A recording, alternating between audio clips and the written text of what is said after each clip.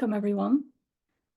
My name is Alison McKenna. I'm Consultant Clinical Psychologist in Southeastern Trust's Regional Trauma Network. It's lovely to see you all here today. And with me today, I have Marion Malloy, Implementation Manager for Trauma-Informed Practice in Safeguarding Board Northern Ireland, and Joanne Maguire, Resilience Programme Coordinator at Southeast Fermanagh Foundation. Thank you all for completing the poll that I've just put up. Really appreciate it. This allows us to see how far and wide we're reaching. And today is the 6th of our series of Lunch and Learns.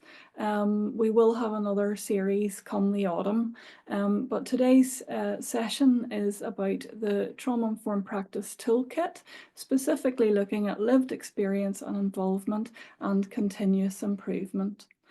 All the Lunch and Learns to date have been over Zoom, and that will be the same for our next series in the autumn. It will obviously be a new link that we'll send out in the flyer. So this session is recorded. Your mics have been deactivated, but we will take your questions at the end. So please put those in the chat. With it being a lunch and learn, I suppose with it being only 40 minutes, that sort of limits what we can cover. But we do have a webinar series as well, which will be starting starting again on the 30th of April, and that session will be on EMDR. If you would like to receive a copy of the slides, a link to today's recording and a certificate for 1 hour's CPD, I will ask you just to put your name and your email, we need both, in the poll that I'll put up in just a moment. So we are very keen to receive all your feedback, so please give us your questions and comments, as I said, and if you pop those in the chat, or you can speak out at the end. So.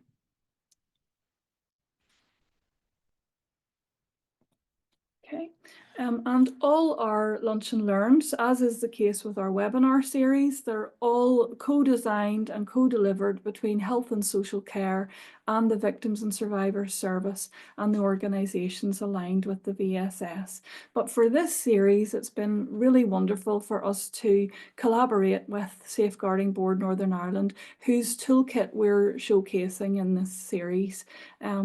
So if you have missed any of the other sessions that there have been, then of course you can watch the recording later on YouTube. So I just want to hand over now to Marion. Thank you, Alison, and thank you all for taking the time to tune in today, and for Alison and the team for partnering with us for this series of Lunch and Learns. My name is Marion Malloy, as Alison said, and I am one of the implementation managers with the Trauma-Informed Practice team in the SBNI. And this is the 6th and final session covering the focus areas, the 10 focus areas from the toolkit. The role, just before Joanne introduces herself, the role of the implementation team, the Trauma-Informed Practice implementation team, is really to support and to help organisations understand and embed a trauma-informed approach. We do this through focusing on learning and development, and there's an online training brochure that you can get as well and see what's available on the website. And we like to also keep up to date and disseminate local, national, international research on how this applies within the Northern Ireland context, and then working strategically as well at government and policy level to help keep moving towards a trauma-informed Northern Ireland. So I'll let Joanne introduce herself now just as well. Thank you very much, Marion, for that. Yes, my name is Joanne Maguire. I work in SEF, so this is the Southeastern Fermanagh Foundation, and I've just recently changed roles. So I worked for 2 years in the clinical team, and I've now just took a new post up as Resilience Programme Coordinator. So that's a very new role for me, and the areas included on the new role over the next 4 years will be targeting social isolation. We'll be looking at community peace building initiatives. We'll be recording lived experiences and we will be introducing family therapy and support like that, among various other activities to build resilience within our service users. So I'm very excited to be part of that journey. I'll be one of 5, there'll be 5 throughout the organisations. Thank you, Joanne. Thank you. So this afternoon, Joanne and I will cover the remaining 2 focus areas. I'm going to talk about the importance of continuous improvement, and Joanne will then talk about how meaningful involvement of service users and staff with lived experiences, an essential component really of embedding a trauma-informed approach. So you will see as we go along, actually, there's a lot of overlap with these 2 focus areas, as there is indeed with all 10 focus areas. Next slide, please, Alison. So the Trauma-Informed Toolkit, which includes the checklist, was launched in October last year and is very much based on the Northern Ireland context and acknowledges the journey to influence change and support organisations to embed a trauma-informed approach. So this nice infographic here really brings it all together, the different elements, with relationships quite rightly at the centre, surrounded then by those other 6 R's, and then the 6 principles of a trauma-informed approach. And around the edges then we have the 10 focus areas, and that's what the toolkit focuses on. So the toolkit is to help you and your organisations gauge where you are in your journey, identifying areas of strength and then maybe any gaps or areas for development. So creating a trauma-informed culture is very much about everyday behaviours and interactions. It's about how we do our business and really thinking about how these principles are infused into everything that we do. The next slide then, Alison. So before we look at each area, I thought it would be useful maybe just to have a wee bit of a focus on what the research is saying about the importance of these 2 areas and embedding a trauma-informed approach. And in recent years, it's been increasingly recognised that the journey to becoming a trauma-informed organisation can benefit from embedding a continuous improvement ethos. And we know a lot of organisations already have this, but it's shining a light on the importance of it for a trauma-informed approach.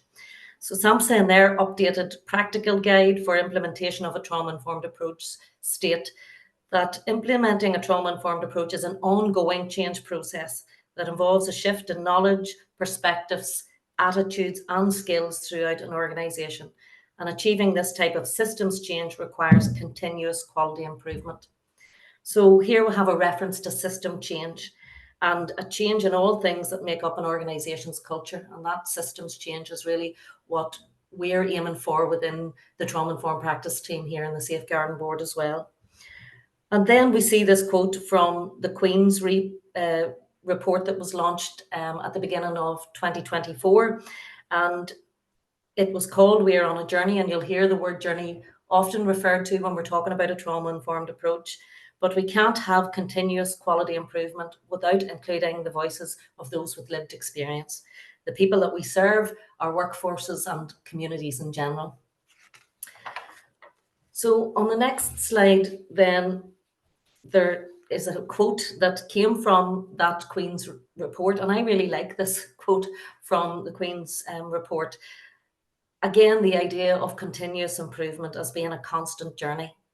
And it's a journey really with no destination, as we always need to be reviewing and improving. Okay, so it is that idea of moving forward, stopping, thinking again. And I really like that where it says, is anybody actually doing what we're supposed to have implemented? And for me, that sometimes, you know, we think about training, and training is an essential component of a trauma-informed approach, but alone it's not enough. And we need to know what people are actually doing with that training. How are they using the knowledge and skills? How are they applying that to their daily practice? And where does that fit in terms of the overall idea of embedding a trauma-informed approach? So continuous improvement is about making small, gradual improvements over time. And if the majority of changes are small, often you'll get less resistance to that, which is ideal as well if we want to see results fairly quickly. And we'll often talk about identifying those areas where you can have small wins. And that's where the toolkit comes in really handy in that, because you might be able to identify an area that you're already doing quite well in, and therefore that would be a quick win for you as well. It also helps in terms of getting senior leadership on board and generally with creating a culture of trauma-informed improvement in your organisation. So on the next slide, we have a definition of continuous improvement. And this says that it is the complete process of identifying, describing and analysing strengths and problems, and then testing, implementing, learning from and revising solutions. So it's going to be a cycle, really. And on the screen as well, then you can see what the continuous improvement section of the checklist looks like. Now, I'm not going to read through all of those for you, and hopefully you can see them okay there. But if you go down through them, you'll generally get a sense of what those themes are as you read down that checklist.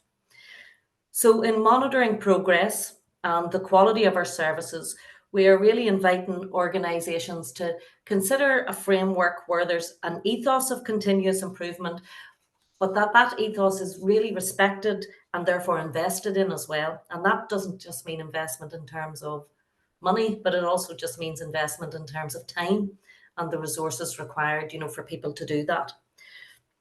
It's also where we're thinking about clear goals having been established with regard to trauma-informed practice change, and that measures have been identified regarding service level outcomes. Okay, so what are we going to do to measure this? Have we thought about this as well? And also then how current systems that are in place already can be utilised or adapted to audit, monitor progress and evaluate trauma-informed approach implementation or service development priorities in order to really capture that critical learning from that. So that's basically what continuous improvement is all about with this. But it's also really vital that there is regular communication with staff and service users about the trauma-informed approach implementation progress, really, and any ongoing learning.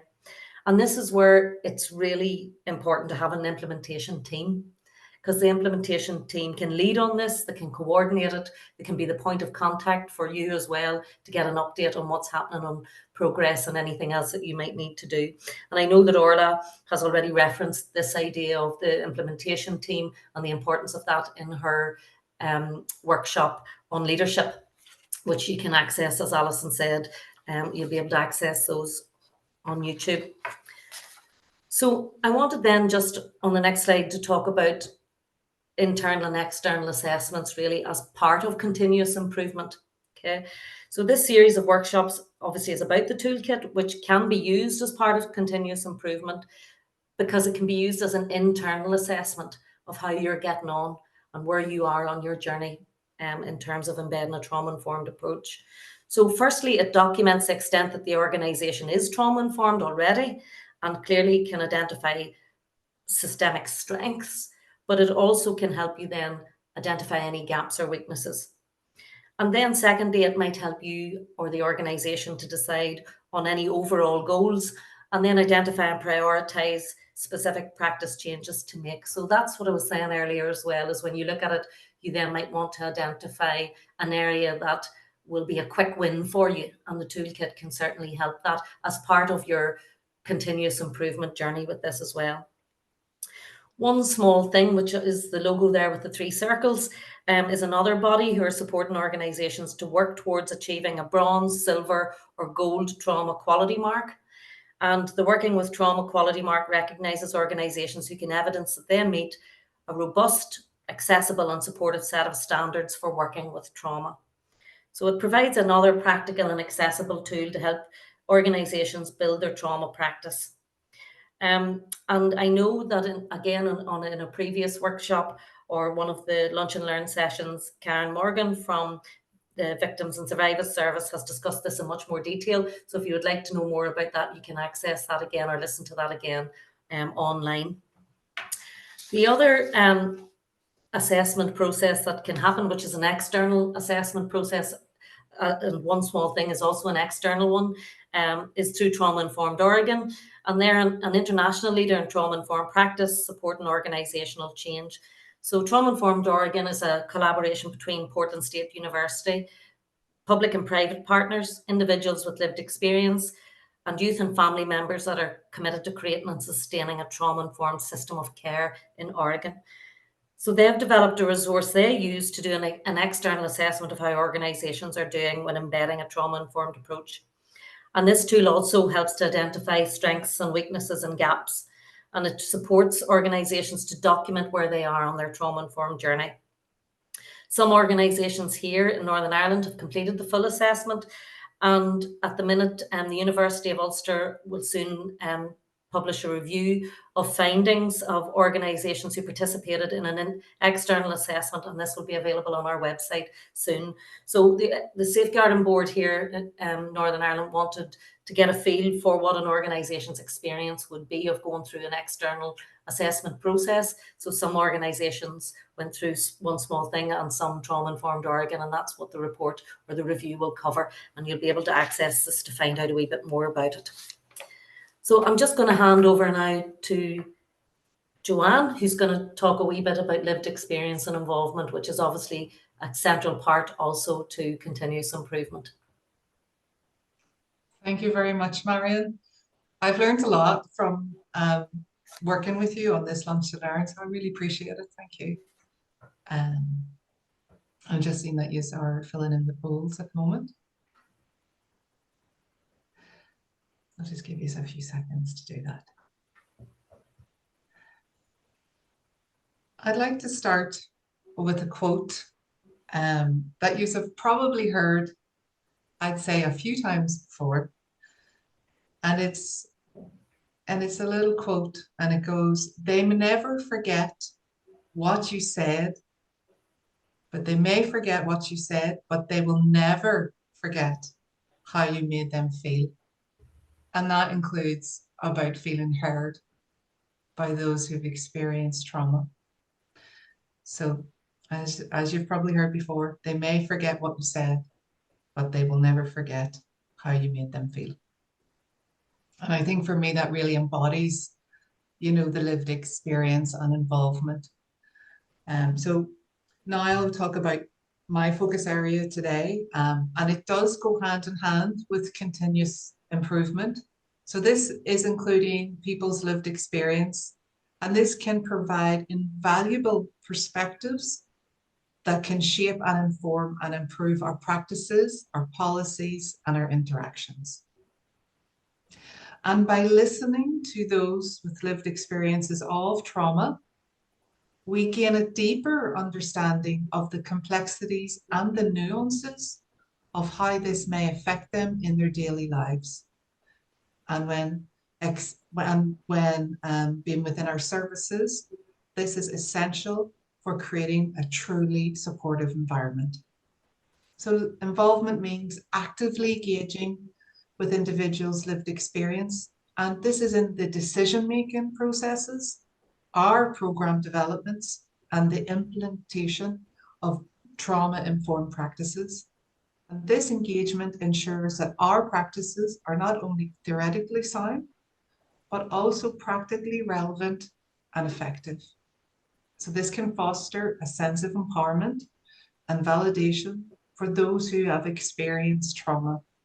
And this makes it an integral contributors to the healing process. And often for people who, as you know, who have experienced trauma, they have lost often their sense of empowerment, and this gives them a voice.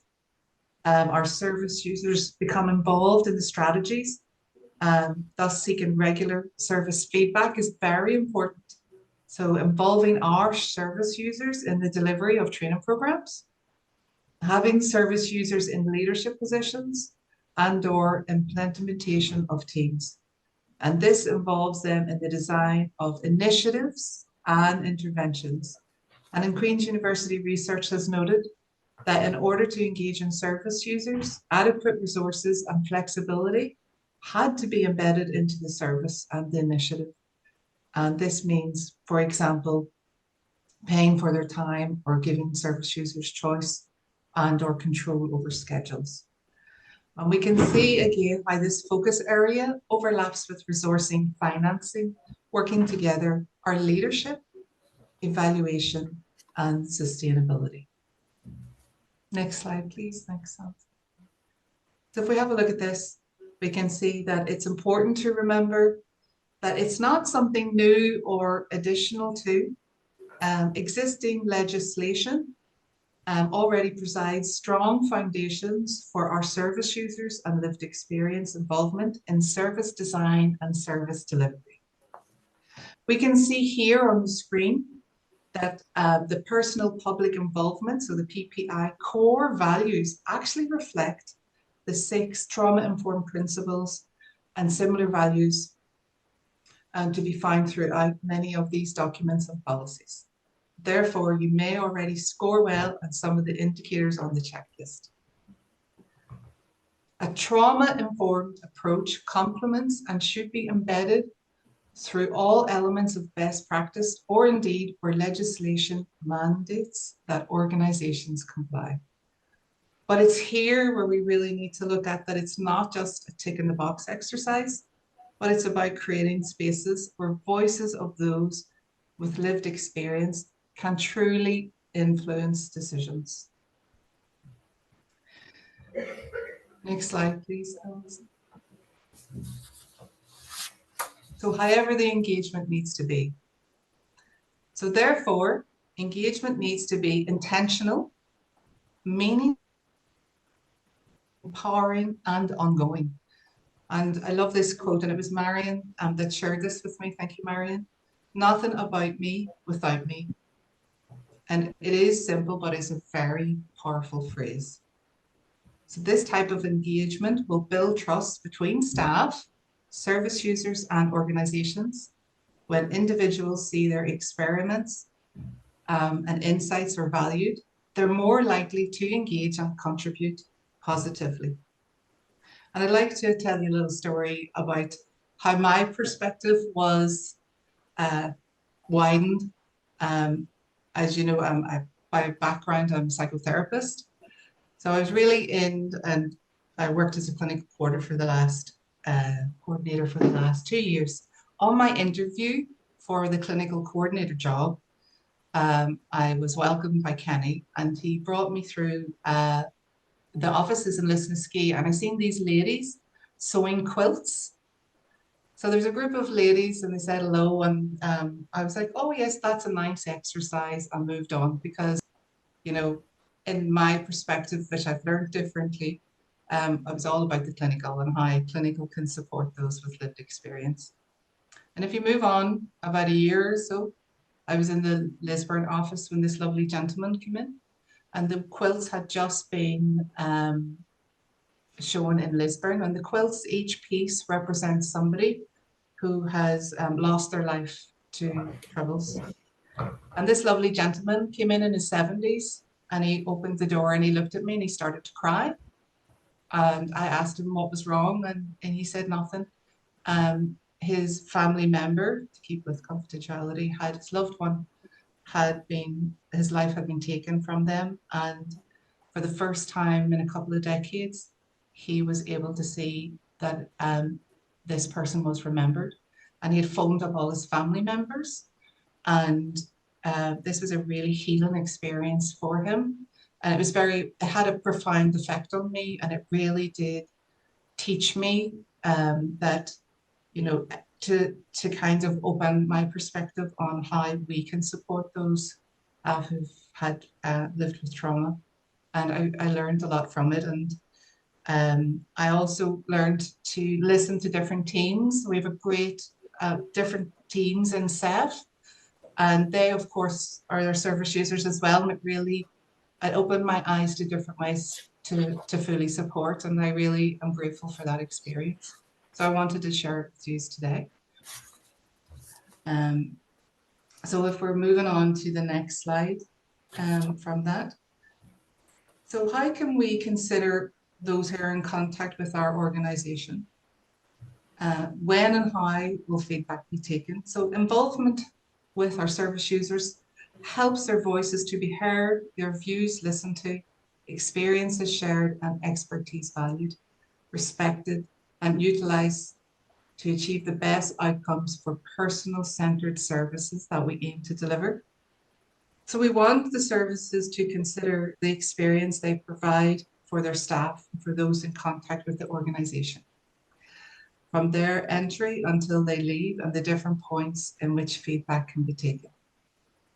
This will mean identifying any potential re-traumatizing policies and practices which are present in service systems, while also ensuring a proportionate response in terms of how you reduce and remove them. So how we facilitate feedback, including complaints, and how the feedback is relayed, and how you communicate that to people, what has been done, and if nothing can be, is the time taken for people to know the reasons why. And it's really important that we take on this feedback. So feedback can sometimes be a scary word, but it can really shape our practice in a positive way. So adults and organisations also, however, need to ensure they facilitate children to express their views and to be actively listened to. And this emphasises the necessity to close the loop of feedback for young people, so that they can be part of this learned experiences and trauma-informed principles. So in every stage of this progress, we need to be informed as to what they have influenced in terms of service design and delivery. So how can we do this? Well, we've all heard and talked about it before. The comment boxes, the verbal feedback, scheduled, delivery. But it's also how can we deliver this, and how can we get feedback in terms of our clients? For example, have you ever pressed the smiley face on an airport or a shopping thing where you're given feedback? So it's also adapting the feedback so that we can reach the feedback of all our users. There's plenty of ways to do that now, which is great. The next slide, please, Alison. So we're working toward the higher runs on this participation ladder, and it shows the slide. This is what we should be aiming to do, or what would be great for us to do would be, I know, maybe challenging, but it's important to think how we can flatten the power hierarchy through co-designing and co-producing with those who deliver and use our services. So service users and staff. And true co-ownership requires the ability of trauma-informed principles, so building trust, truly collaborating, being inclusive, and creating a safety in order to support effective relationships. These relationships will help us build organizational cultures where everyone feels seen, everyone feels heard, and therefore everyone is empowered. And now I'm going to hand back to Marion, who will chat through the last 3 slides. Thank you very much. Thank you, Joanne. Okay. So I really just wanted to say, that embedding a trauma-informed approach takes time. It is small incremental steps. And there's something about us contenting ourselves that it is a slow process. And it's great, we can sometimes be very enthused and energetic and ready to rock and roll with this and want to push on through. But there is something as well about the readiness of organisations, and that is something that has come through in our review of those that have gone through external assessment processes as well. In the UU research or report that I said earlier would be out soon. So we do have to think about readiness of ourselves and of our organisations. But as part of that, and thinking about the readiness, realising that it won't be done overnight. This can take a long, long time. And again, as I said earlier, focusing on those quick wins, those small wins, and sometimes they are things that might seem small, but can make a big, big difference to the people that we serve, to our staff, to the communities that we work in. So it's, I suppose, not underestimating the power of some of those small changes on your journey. So, and having those clear goals that we talked about earlier, very specific goals, will make it easier again to measure and review and improve. But it doesn't have to be massive. It can be something quite straightforward that you can really put your time and energy into that can make a big difference. Next slide, please, Alison. So this lovely piece of artwork here was created by an artist called Beth McComish, and Beth was with us at our conference back in January, and she created this, which was a new term for me, which is called visual minuting. So Beth was at the back of the room, minuting through artwork and what was happening in the room, what the speakers were saying, what the conference delegates were feeding back, and she brought it all together in this really lovely piece of art. And you can see there the lots of different themes that will have been covered across these 6 episodes of the Lunch and Learn. But in terms of today's, I can see on it there that cycles of continuous improvement, which somebody has said or referred to on the day, and also this really important phrase, we need to pause, listen, and evolve. And to me, that sums up not just continuous improvement and the lived experience and involvement of people, but it sums up embedding a trauma-informed approach. We need to pause, which is something sometimes we're maybe not so good at, and because of pressures or demands or whatever, but taking the time to pause, to reflect, to listen, and that evolve, and that we will be continually evolving. And if we're doing a continuous improvement right, we will be always evolving, and that's okay, and it's good to go back and to learn and to change things.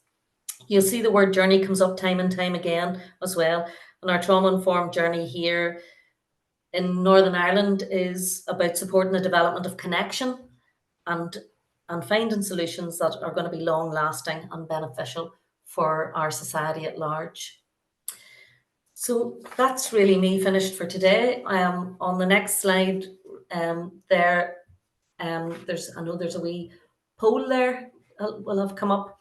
And it really is just to say that the toolkit, in the spirit of continuous improvement, the toolkit is a live document, and we really do welcome all suggestions. So if you have used it, or you are using it, or when you go and look at it after today, please do get back to us with any comments that you have, because that will be really beneficial for us. It might be that you have examples that you would like to, that you think would fit really well in under one of the focus areas. We also do have, we've had workbooks or information booklets that accompany some of the areas, and we have done workshops, and we might have new workshops coming up in the future as well, looking at the toolkit and how to use it and how to get the best out of it. So there are some links there as well to the toolkit and the checklist, to the We Are on a Journey research, to our training brochure, which is under review at the minute. We had a new one, but that is the link to it at the minute. And then there's a link there as well to the most recent study, the prevalence study of adverse childhood experiences in Northern Ireland, which is by Dr. Colin Walsh and his colleagues, which was launched back in February. So please do get in contact with us here in the SBNI. As I said, I'm one of a team of 4, and we're more than welcome to answer any questions that you might have. And I'd also just like to say that I just feel that this is a really lovely example, this series of working together and of continuous improvement, because of the shared learning between all the organisations. And I said, for me to get to work with the lovely Joanne and meet her, which I hadn't done before, and to share knowledge and experience. So thank you, Alison and the team, for partnering with us for this series. Thank you. We're delighted to partner with you for this series, and over the course of all the recorded sessions we have there's a wealth of knowledge that will hopefully help a lot of people as they try to implement this in their organisations. So and we will share the playlist as well when we write out to you all, and please do share that playlist widely.